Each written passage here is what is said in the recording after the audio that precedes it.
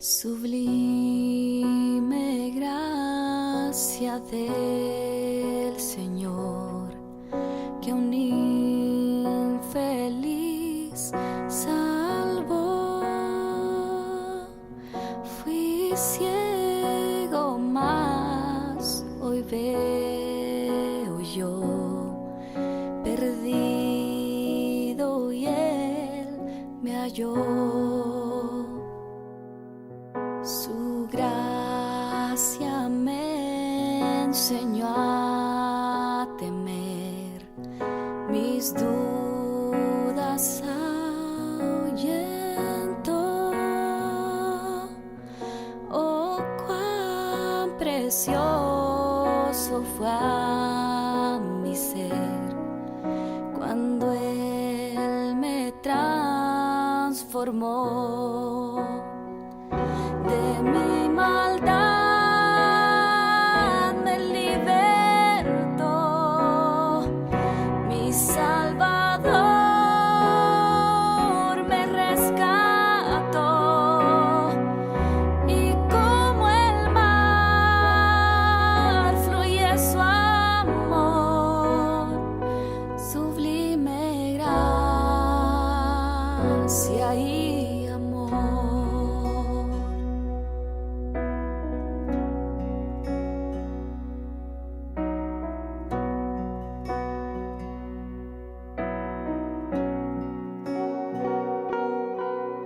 En los peligros y aflicción que yo he tenido aquí, su gracia siempre me libró y me guiará al hogar. De mi maldad me libertó, mi Salvador me rescató, y como el mar fluye su amor, sublime gracia y amor. De mi maldad me libertó, mi Salvador me rescató, y como el mar fluye su amor, sublime gracia y amor.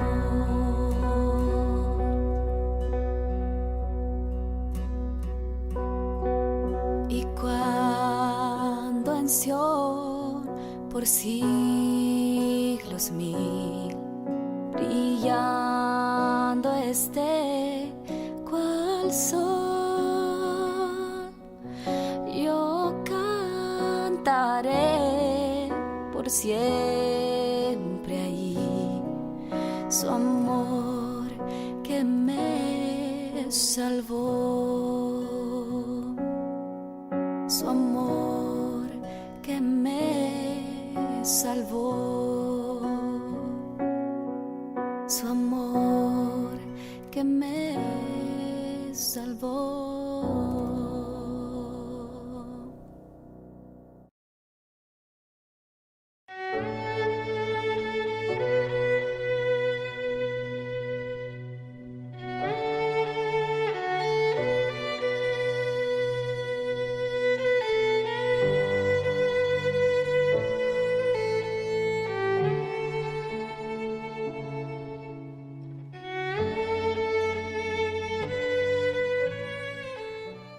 Hola, ¿qué tal estáis? Espero que os encontréis bien dentro de las circunstancias en las que estamos.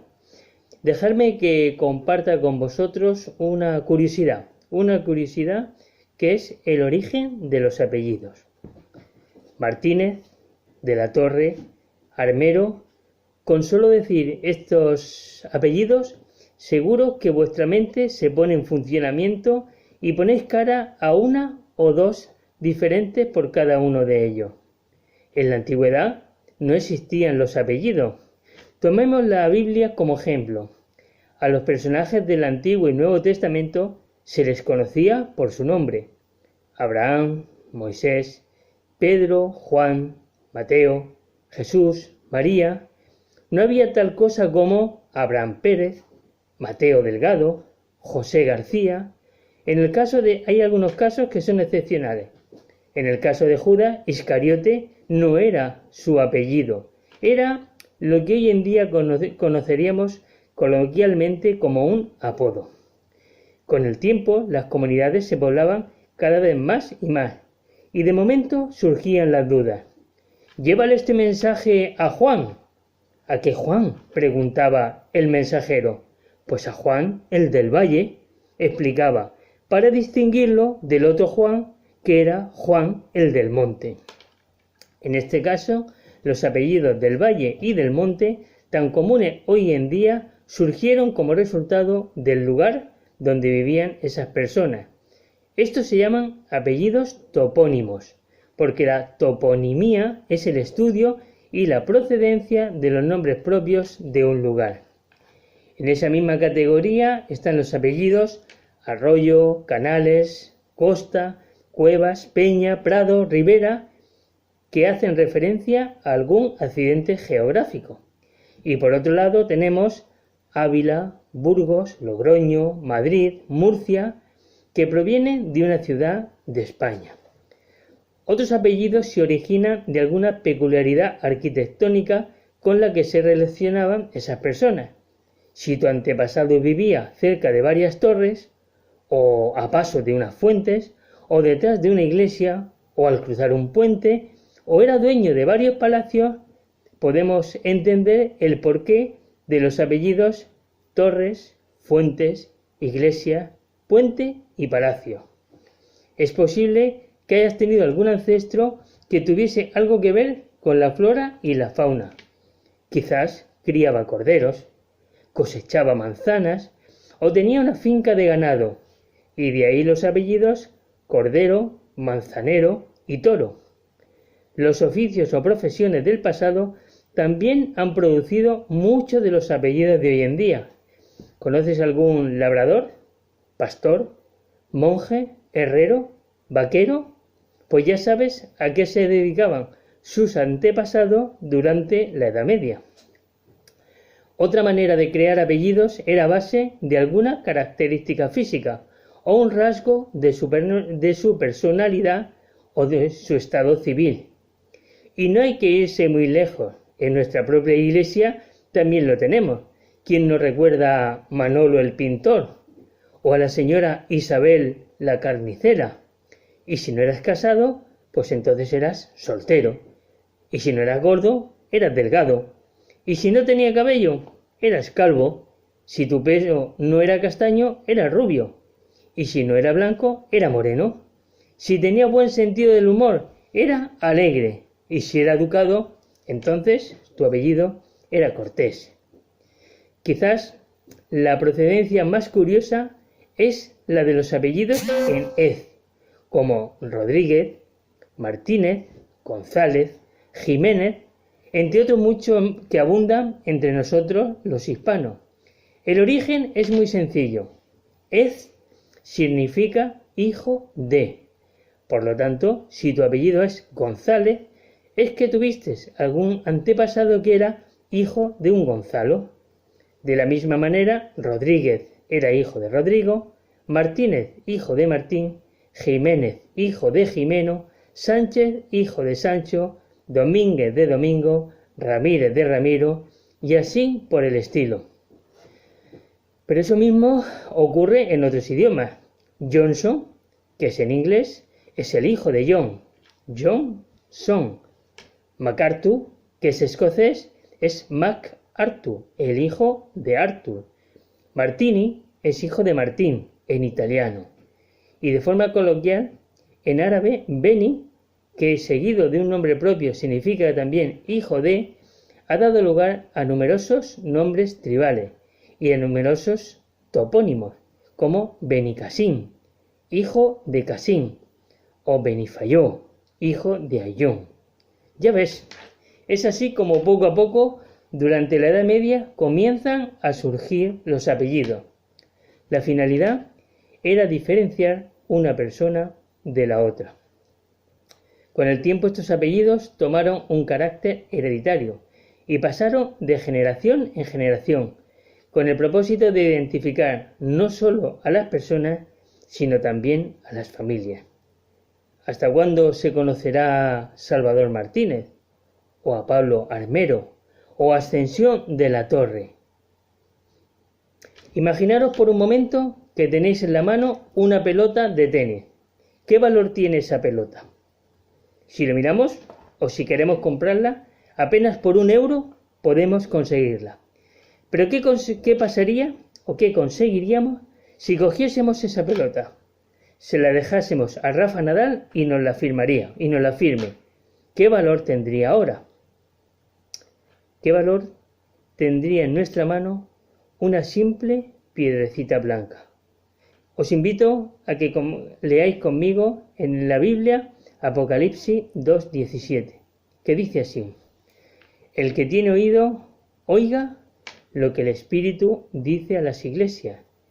Al que venciere, daré a comer del maná escondido, y le daré una piedrecita blanca, y en la piedrecita escrito un nombre nuevo, el cual ninguno conoce, sino aquel que lo recibe. ¿Qué valor tendrá entonces esa piedra con tu nombre escrito por el dedo de Dios? ¿Su valor? Su valor es el valor del sacrificio de nuestro Señor Jesucristo, porque esa piedra la recibirán solo los que hayamos aceptado el sacrificio de nuestro Señor como nuestro y todo aceptado por gracia. Cuando el libro de Apocalipsis fue escrito, una piedrecita blanca era símbolo de inocencia. Si uno iba a ser juzgado en un tribunal por un delito, una piedra blanca significaba que era inocente y una piedra negra que era culpable. Recibir una piedra blanca significa que estás libre de condena. Has sido probado y has sido hallado digno. La piedrecita blanca es un símbolo de quien has sido a través de la fidelidad y tu determinación para luchar sobre el pecado. Es una fe y pureza inflexible. Aquí en la tierra se probará tu fe. Allí en la eternidad has sido aprobada. Has resistido la prueba. Tu nuevo nombre está escrito en esa piedra hecha de fe de pedernal.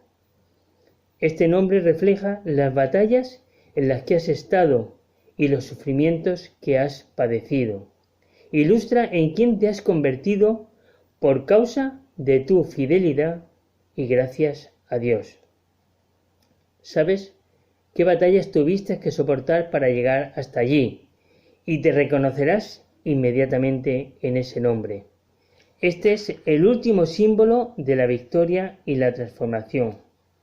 Todo esto es prueba de que tu fidelidad es muy estimada por Dios.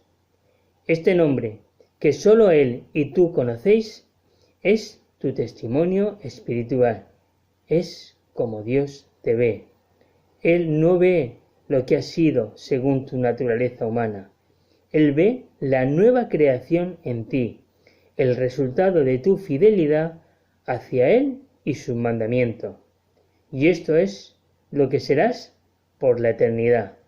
No más luchas para vencer el pecado, sino una nueva criatura para vivir en pureza eterna. Así que tengamos paciencia, tengamos fe y tengamos confianza en que ese día llegará. Y cuando llegue, Dios quiera que todos estemos allí, que aceptemos esa piedrecita blanca y podamos conocernos y llamarnos por ese nombre que nadie conoce sino aquel que lo recibe. Que Dios os bendiga mucho y recordad, haced que cada día pueda ser mejor que el anterior. Y yo voy a poner de mi parte. Bienvenidos de nuevo un día más a la Iglesia en casa. Gracias por permitirnos al equipo entrar a vuestros hogares en estos momentos, que vamos a dedicar unos minutos a la lectura de la palabra de Dios en un texto sencillo, pero un texto muy, muy profundo.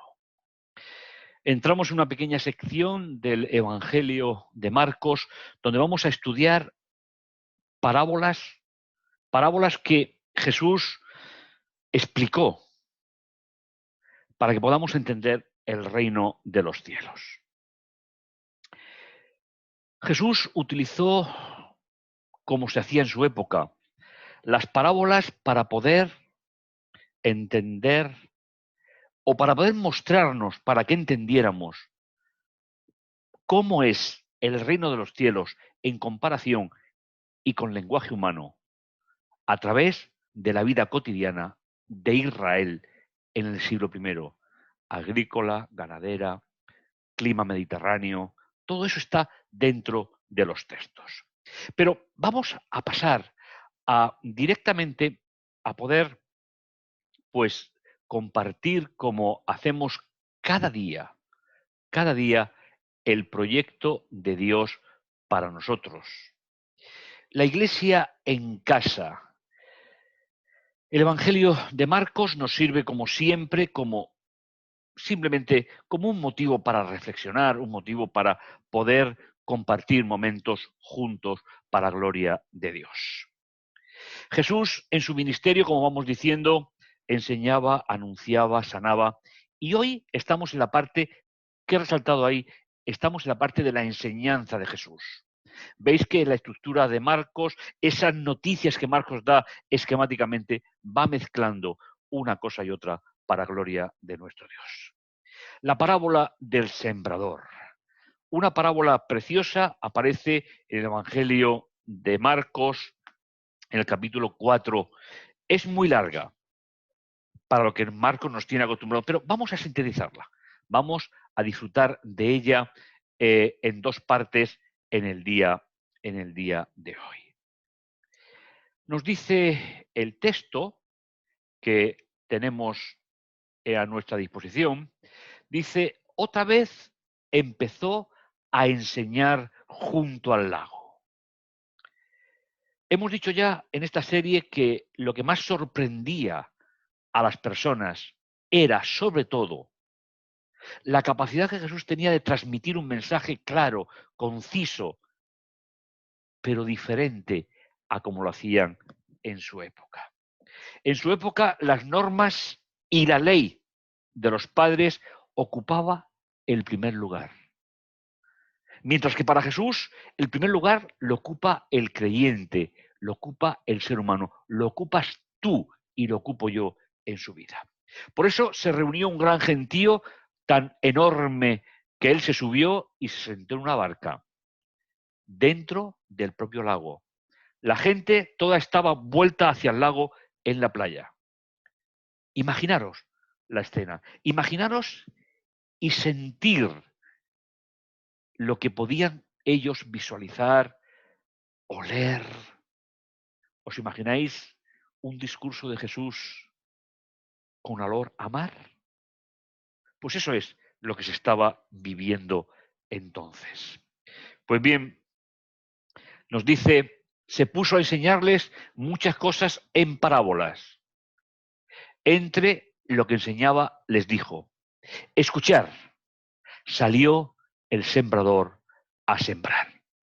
Sabéis, posiblemente para muchas personas de nuestra sociedad actualmente, pues no tengamos una visión clara de lo que significa sembrar, preparar, que depender en cierto modo de la climatología para llegar a un final en toda la labor realizada.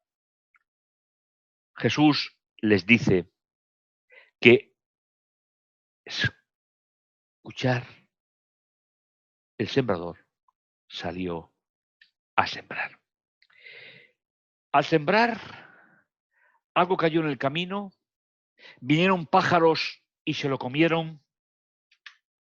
Primera parte central. Otra parte cayó en terreno rocoso, donde apenas tenía tierra, como la tierra no era profunda, brotó enseguida, ¿sabéis? Pero en cuanto salió el sol, se quemó por falta de raíz y se secó. Y finalmente, siguiendo la lógica, otra cayó en zarzas. Crecieron las zarzas, la ahogaron y no llegó a salir el grano. Y por último, de esta primera sección, otros granos cayeron en tierra buena, fueron dando fruto, brotando, creciendo, producían 1,30, 1,60 y 1,100. A mí me gustaría, si me permitís, echar una manito al sembrador de esta parábola. Como decimos cada día, escuchar los sonidos originales nos permite visualizar de forma especial lo que Jesús estaba diciendo. Y para poder entender esta palabra, aparte del mensaje, tenemos que saber cómo se cultivaba en aquella época. Porque, ¿por qué caen las semillas tan expandidas por diferentes lugares? ¿Y por qué ocurre todo lo que ocurre? Sabéis, nosotros vivimos en zona mediterránea, igual que ellos, pero las cosas han cambiado. En aquella época, primeramente, se echaba la semilla y después se metía el arado. Con lo cual, no había una preparación en el mundo agrícola de la época, como tenemos ahora, viendo a los agricultores de la huerta que tenemos a nuestro alrededor, cómo preparan concienzudamente, cómo hacen los surcos, cómo remueven la tierra, cómo preparan. En aquella época era de otra manera. Primero se echaba la semilla y después se metía la mula para poder preparar el terreno. Y en ese momento en el cual el arado pues trataba la semilla, al final cada una de ellas se había situado en un lugar diferente. Esta es la clave, mis hermanos, para entender esta parábola de Jesús. Y ahora, en los versículos que tenemos a continuación seleccionados, Jesús va a explicar la parábola. Es verdad que no explica los procedimientos agrícolas de la época, pero esos ya los tenemos a nuestra disposición. Pues bien, ¿qué explicación nos da Jesús sobre esta parábola, sobre este concepto de la vida diaria de Israel? Dice y añadió, ¿no entendéis esta parábola? Pues ¿cómo vais a comprender todas las demás cosas? Repito, a veces la traducción nos hace ver a un Jesús diferente. No, es una forma de traducir, pero no estamos traduciendo el sentido. Estamos traduciendo una frase, pero no el sentido y el cariño con el cual Jesús trataba en cada momento a las personas que estaban con él. El sembrador es el mensaje de la palabra de Dios. En este caso era el mensaje que él estaba enseñando a las personas. Jesús nos dice que la semilla es esparcida por todas partes. Y cuando viene el momento de meter el arado para que la semilla se haga profunda y se arraigue a la tierra, unas caen en los caminos que son aquellos en quienes se siembra el mensaje. Pero cuando los escuchan, viene Satanás y se lleva el mensaje sembrado en ellos. Viene el enemigo de Dios para quitar la fuerza y se lleva la semilla. Y por lo tanto, el trabajo del agricultor no ha servido. La semilla no tendrá fruto. Se corta el primer proceso mencionado por Jesús. Los mismos, como nos dice el texto, lo mismo los que reciben la simiente en terreno rocoso, son los que al escuchar el mensaje lo aceptan enseguida. Este es un tipo de creyente. Lo acepta enseguida, lo coge con una rapidez, pero no echa raíces. el arado, la vida, las circunstancias hacen que tenga muy poco terreno debajo de él, poca palabra de Dios, y que la recepción del Evangelio se convierte en una ilusión que muy pronto, como dice Jesús, pero no echa raíces, son inconstantes y luego, en cuanto surge un apretón o persecución por el mensaje, falla. Sabéis, Jesús sabía explicar muy bien estas ideas. Jesús sabía expresarse como nadie, porque conocía perfectamente al ser humano. Mis hermanos, una primera pregunta. ¿Qué clase de semilla eres tú? Pero sobre todo, ¿cuál es tu relación con el terreno?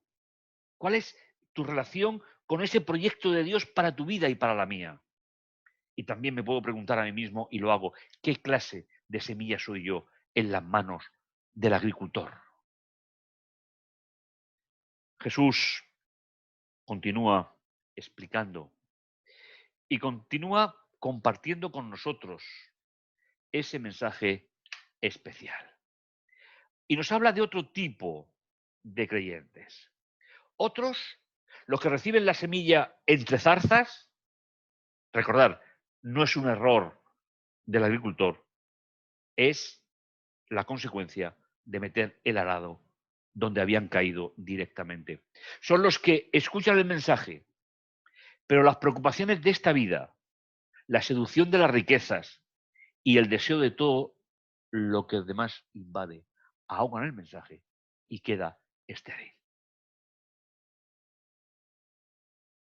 4 tipos de creyentes. Y por fin, pero los que recibieron la semilla en tierra buena son aquellos que escuchan el mensaje, van haciendo suyo y van dando fruto. ¿Sabéis? Esta frase me gusta mucho. Escuchan el mensaje, lo van haciendo suyo y van dando fruto. Es decir, es un proceso progresivo de madurez. A veces exigimos a las personas que tengan una madurez el día que entregan su vida a Jesús. Pero sabéis, Jesús emplea las palabras que quiere emplear para que sepamos que el cuarto creyente es aquel que al escuchar el mensaje no se atraganta con él, sino que lo va haciendo suyo de forma progresiva y empieza a dar fruto también de forma progresiva. 30, 60 y 100 por uno. Es decir, va dando fruto según va consolidando el mensaje de Dios en su vida. En estos días tenemos tiempo para pensar qué tipo de suelo, de terreno, soy el que cuando el agricultor echa la semilla y viene el arado, que es la vida, que es lo que nos va a hacer decidir qué tipo de relación con Jesús tenemos.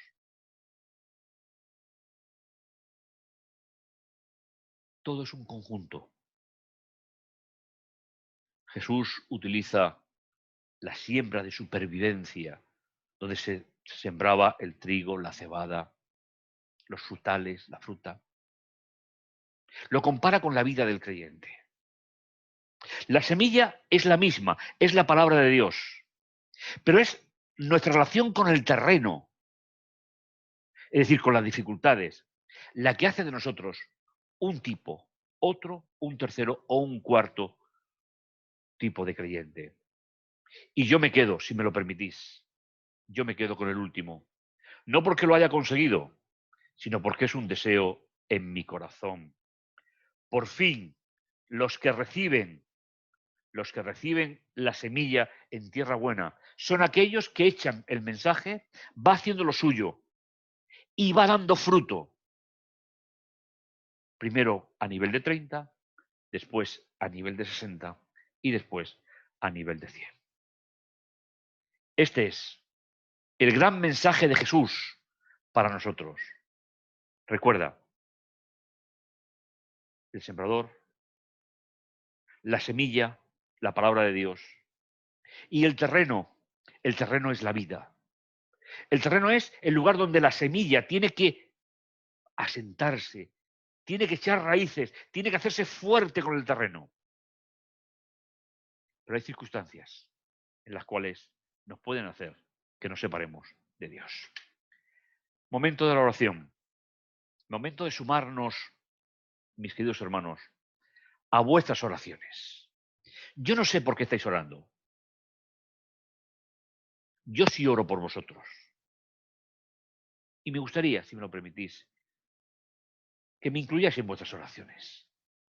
Hay proyectos de enseñar la palabra de Dios. Hay momentos especiales. Por eso te invito a que podamos orar juntos ahora. Y mi oración se suma a la tuya. Y permíteme que la tuya se una a la mía. Bendito y amoroso Dios que estás en los cielos, un nuevo día, una nueva esperanza, un nuevo comienzo. Llegamos, Señor, al final de este día, hablando de lo que somos nosotros, cada uno, con respecto al mensaje del reino de Dios. Padre amoroso tierno, te agradecemos el privilegio de ser hijos tuyos. Gracias, Padre, por todo cuanto tú nos das, nos bendices, nos diriges. En tus manos, Señor, ponemos nuestra vida como esa semilla, Señor, que tiene que germinar en el campo de la vida. Y ojalá, Señor, que cada uno de nosotros decidamos seguir contigo cada día. Ahora, Señor, tenemos que seguir quedándonos en casa, pero que eso no sea, Señor, un impedimento para que la iglesia virtual funcione, para que podamos estar todos juntos. Y gracias por todo lo que tú nos concedes, Señor. En el dulce nombre de Jesús. Amén.